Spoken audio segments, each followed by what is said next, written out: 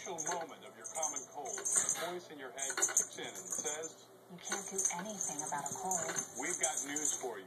Yes, you can. At the first sign, grab some Zicam and cut that cold short. So the choice is yours. Shorten your cold or suffer through it. Get rid of your cold faster with Zicam. Try new Zicam Ultra. How could a luminous protein in jellyfish impact life expectancy in the U.S., real estate in Hong Kong, and the optics industry in Germany? At T. Rowe Price, we understand the connections of a complex global economy. It's just one reason over 75% of our mutual funds beat their 10-year Lipper average. T. Rowe Price. Invest with confidence. Request a prospectus or summary prospectus with investment information, risks, fees, and expenses to read and consider carefully before investing.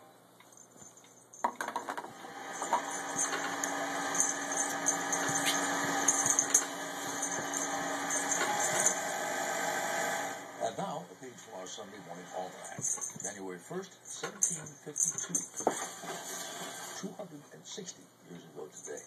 A date to celebrate by bringing out the red, white, and blue. For that was the day Elizabeth Griscom was born to a Quaker family in Philadelphia, Pennsylvania. That name might not strike a bell, but it was at the age of 21 that Elizabeth rebelled against her family and her faith by eloping with a young Episcopalian named John Ross. And it was in her new identity as Betsy Ross that she reputedly rebelled against the mother country a few years later and stitched the first U.S. flag with George Washington in 1776.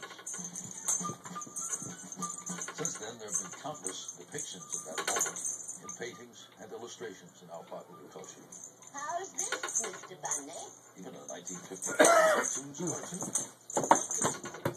Feel the snap it up a bit.